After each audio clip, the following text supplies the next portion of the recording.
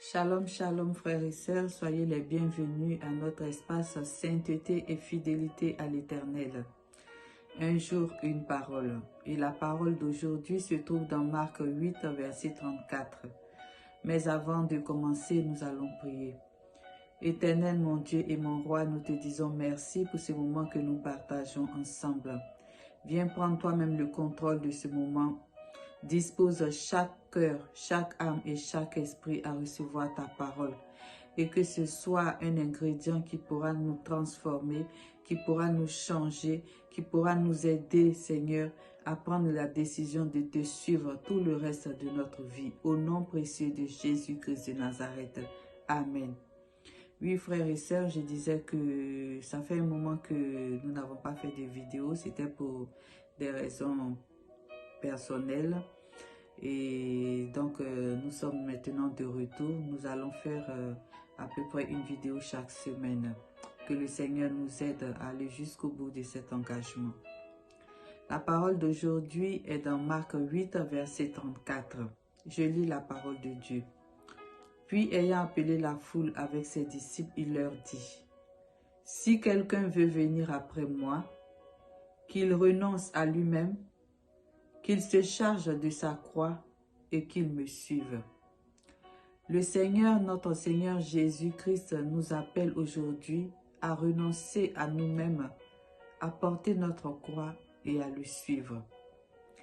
Les Écritures nous révèlent que Jésus offre le salut à quiconque croit en lui.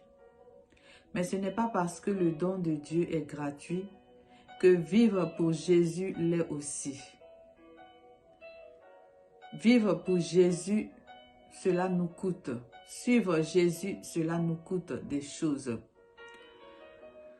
Le suivre nous coûtera tout ce que nous avons.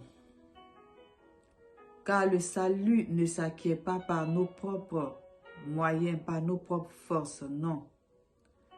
Nous devons plutôt soumettre tous les domaines de notre vie à notre Seigneur Jésus-Christ de Nazareth. Pour être disciples de notre Seigneur, nous devons prendre le même chemin que lui. Nous devons aussi laisser Jésus nous guider, nous enseigner, nous conduire. C'est en ce moment-là que nous serons transformés à son image. Porter sa croix et suivre Jésus, c'est être prêt à tout abandonner.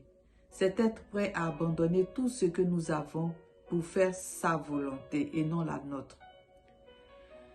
Porter notre croix, c'est aligner nos désirs et nos projets à ceux de notre Dieu.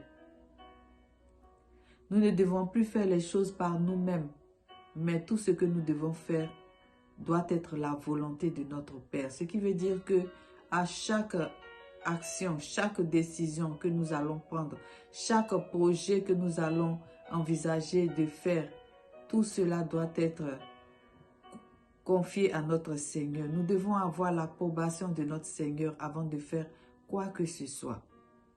Nous devons nous abandonner complètement à lui. Nous devons abandonner tous les domaines de nos vies à notre Seigneur. Nous devons abandonner nos enfants à notre Seigneur. Nous devons abandonner notre maison à notre Seigneur.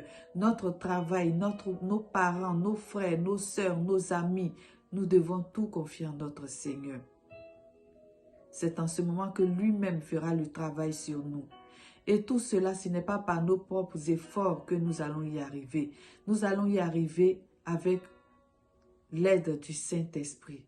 Pour dire que nous devons être en perpétuelle communion avec le Saint-Esprit. Nous devons l'invoquer à tout moment de notre vie, pendant que nous travaillons, pendant que nous nous lavons, à tout moment. De la même manière que nous respirons, c'est de cette même manière que nous devons rester accrochés à notre Seigneur. Aujourd'hui, notre Dieu nous appelle à devenir ses disciples. Il nous appelle à porter notre croix et à le suivre, à faire comme lui.